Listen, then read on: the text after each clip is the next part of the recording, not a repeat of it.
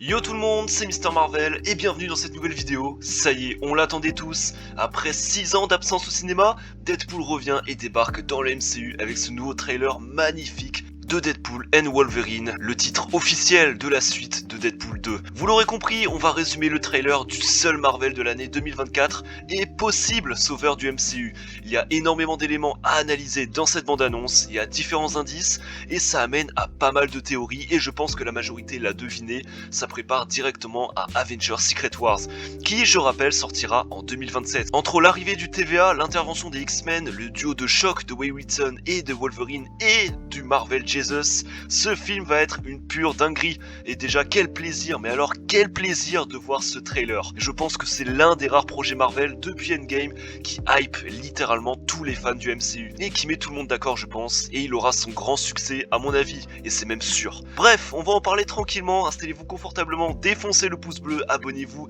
et activez la cloche pour ne rien rater. Il y a énormément d'éléments du trailer dont je dois vous parler dans cette vidéo, et ça commence maintenant.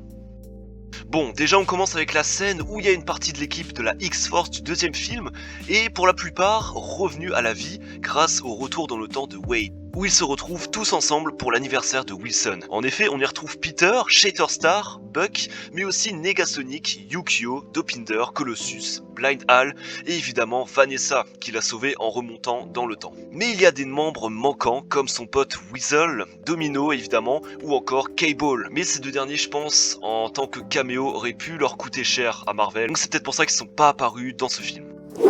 Donc, Vanessa lui demande de faire un vœu en soufflant sur la bougie, et là, c'est à partir d'ici que ça devient incroyable.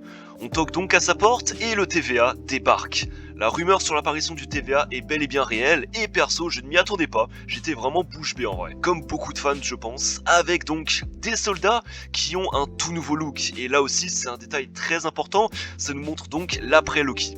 Alors vous vous demandez peut-être pourquoi le TVA débarque et sont menaçants avec leur matraque. Eh bien tout simplement parce que Deadpool avait fait beaucoup de voyages dans le temps dans Deadpool 2 et bah tout simplement le TVA l'a repéré et se sont dit qu'il devait donc être arrêté après avoir foutu le bordel dans le temps, ce qui a dû créer donc de multitudes branches de réalité dans le multivers. Et à ce moment-là, Deadpool dit que c'est pris bien plus gros dans le cul et que Disney allait être choqué. Donc ça j'ai adoré avec le petit regard à la fin, donc Disney n'a rien changé de Deadpool, ils n'ont pas changé sa personnalité, il brise toujours le quatrième mur et garde toujours son humour comme on aime. Il a donc carte blanche et ça c'est génial et encore heureux surtout que Disney n'ait rien changé. Et on arrive donc dans le TVA avec comme dirigeant de la boîte non pas Mobius mais j'ai nommé Agent Paradox.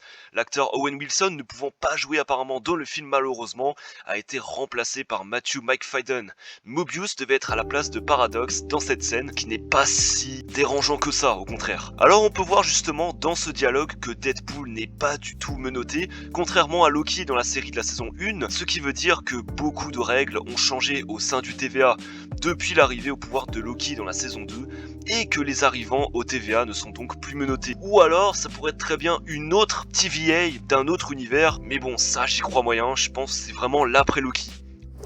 Bref, continuons, Paradox lui fait donc la visite et lui montre au bout d'un moment devant des télés les Avengers de la Terre 616 en lui disant qu'il a une chance de devenir un héros parmi les héros. Bon, faisons un point. Vous voyez, quand Vanessa lui demande de faire un vœu à Wade, eh bien son vœu était tout simplement d'intégrer le MCU et donc le TVA est intervenu. Et donc son vœu est réalisé. Coup de chance ou pas, en tout cas c'est arrivé. Et c'est donc ici que l'agent Paradox lui fait savoir qu'il a en gros la possibilité d'entrer dans le MCU, mais avec les Avengers de Secret Wars, car oui, ce film prépare directement à Avengers Secret Wars, en tout cas c'est un des films qui tease ce futur gros blockbuster du MCU. Bon, poursuivons. Il y a des scènes après de paysages et des scènes où l'on nous montre un personnage chauve de dos. Et je pense que c'est sans aucun doute Cassandra Nova Xavier, la sœur maléfique de Charles Xavier, qui était annoncée en rumeur pour ce film et qui représentait une menace apparemment multiverselle. Ou en tout cas pour l'univers de Wade Wilson. Au bout d'un moment, on le voit assis sur un trône qui a l'air d'être une sorte de mâchoire de dinosaure. Alors ici, on pourrait dire qu'il se retrouvait sans doute dans la Savage Land. C'est un endroit de la mythologie des X-Men qui est en fait une sorte de forêt préhistorique située au milieu de l'Antarctique. Ou il pourrait très bien s'agir du trône de Hulk dans Thor Ragnarok, mais je sais pas ce qu'il foutrait là, mais je pencherai plus sur la première proposition qui serait je pense plus crédible. On aperçoit ensuite Deadpool dans un casino avec en fond sonore sa voix qui dit que le MCU va changer à jamais, ce qui tease une fois de plus Secret Wars et évoque après qu'il est le Messie, le Marvel Jesus, qu'il est le seul à pouvoir sauver le multivers qui est donc en danger. Il se dirige donc vers un rassemblement autour d'une table où l'on voit de dos Wolverine, ou plutôt un variant de Wolverine qu'on connaît déjà. Il se pourrait que ce soit une référence au Wolverine de Madripoor, où dans les comics, il est un peu comme un agent secret dans une ville où tout est littéralement permis. On avait déjà aperçu la ville de Madripoor dans la série The Falcon and the Winter Soldier. Et là, vu qu'il y aura plein de variants de plein de persos différents dans le film, vu le gabarit du Wolverine de dos, il se pourrait que ce soit Daniel Radcliffe dans ce costume. Donc voilà, ici je vous le dis franchement, ce n'est pas Hugh Jackman, mais bel et bien Daniel Radcliffe de dos dans cette scène, qui pourrait donc incarner ce variant de Wolverine. Daniel Radcliffe donc qui pourrait incarner ce variant de Wolverine dans ce film. On le sait tous, il y avait déjà des rumeurs concernant son apparition en tant que Wolvie dans ce film, et l'acteur avait eu en plus une transformation physique totalement folle, et bien ça pourrait être lié avec ce film, donc la rumeur pourrait être vraie. Ce film est plein de surprises et je pense qu'on n'est vraiment pas prêt. On arrive donc sur la partie paysage où l'on aperçoit un endroit très désert, où ça ne pourrait être sans aucun doute le néant, lieu venant de la série Loki où l'on retrouve tous les endroits et toutes les personnes qui ont été brouillées, supprimées et qui se retrouvent donc dans cette géante décharge, où il pourrait donc y avoir l'univers de la Fox, avec le logo où on l'aperçoit en fond, avec donc les films X-Men, avec leur rachat de Disney, qui ont donc été jetés dans cette géante décharge. Il y a plein de détails qui le montrent, qu'on est bel et bien dans ce néant, comme avec par exemple le squelette d'un Léviathan Chitauri, qu'on avait aussi vu dans le néant dans la série Loki. Et il y a également dans le fond de la scène, le pont du Golden Bridge qui avait été détruit dans la bataille finale du film X-Men 3. Donc grosse référence là aussi, ce qui confirme donc que les univers de la Fox ont été désintégrés dans ce lieu. Dans la scène suivante, on voit également d'autres détails dans ce bordel monstre. On voit par exemple la moto de Captain America, mais on voit distinctement qu'un agent du TVA se fait enlever par une forme fantomatique violette. Et là, je pense que c'est sans aucun doute Alayot qui est passé par ici.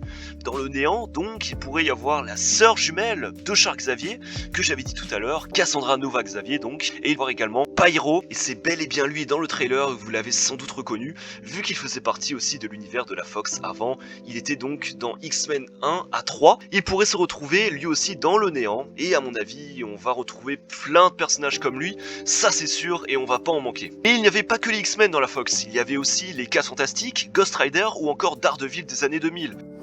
On termine donc enfin avec cette scène où Deadpool se retrouve à terre, où l'on aperçoit Wolverine qui arrive vers lui, mais c'est pas le détail évidemment le plus choquant, c'est surtout ce petit détail à gauche qui est un énorme indice, car oui, tenez-vous bien, vous l'avez sans doute remarqué, c'est un numéro du comic, du plus gros crossover des comics jamais créé chez Marvel, c'est bien évidemment Secret Wars. Et oui, Secret Wars, situé juste à côté de Deadpool, montrant en couverture du comic Docteur Fatalis. C'est donc la version de 2015 qui nous propose là, et là ça annonce littéralement que Secret Wars a commencé, et que ça tease là aussi l'arrivée de Doctor Doom dans le futur gros film. C'est donc un des gros détails très importants dans ce trailer. Je voulais aussi vous parler de cet extrait où l'on voit ce gars masqué en fer, où l'on pourrait croire que c'est Dr Fatalis. Alors perso, je ne pense pas que ça pourrait être lui. En tout cas, il n'est pas assez badass pour être le vrai, ou sinon il serait emprisonné donc dans ce désert à la manière d'être exilé comme Kang dans Quantumania, qui était lui-même emprisonné dans l'univers quantique. Et que là, donc Doom essaye de s'échapper pour foutre le bordel après. Mais bon, physiquement, il n'a pas l'air si badass que ça, ou à la limite, ça pourrait être un variant du personnage. Mais je pense surtout que ça pourrait être le Crapaud, un personnage des comics qui est plus dans les déserts justement, où il pourrait donc être là aussi dans le néant. Et je pense que ça se voit un peu avec le haut du masque, si vous l'avez bien remarqué, on aperçoit comme deux gros yeux de grenouille, donc à voir. Écoutez, la Fox désintégrée dans le néant avec les différents variants de Wolverine et la TVA qui intervient pour Wade, je pense qu'il va se passer énormément de choses dans le film, et le fait de nous en montrer peu nous fait monter une hype encore plus importante que pour les derniers films sortis de l'année dernière. Donc je pense que Deadpool 3 va définitivement relancer la franchise Marvel une bonne fois pour toutes jusqu'à Secret Wars, on l'espère en tout cas, en nous faisant garder une bonne hype et surtout nous réaliser de vrais bons films de super-héros comme à l'ancienne avec celui-ci, ce serait donc super. Loki a peut-être des chances d'apparaître dans le film en caméo, vu que Wade est dans le TVA, logique, et que le multivers est donc en danger. Et si Deadpool dans le trailer se bat avec des agents du TVA, c'est peut-être parce qu'il n'est sans doute pas d'accord avec eux, ou peut-être sur des idées précises. Ou c'est peut-être tout simplement les agents qui se rebellent contre lui, bon, on verra bien. Écoutez, dites-moi ce que vous en pensez dans les commentaires, quelles sont vos prédictions, vos reacts, vos souhaits pour ce film. Balancez-moi vos théories en com, on va assister à une dinguerie cet été et j'ai très hâte. Bref, on se retrouve pour une prochaine vidéo, salut!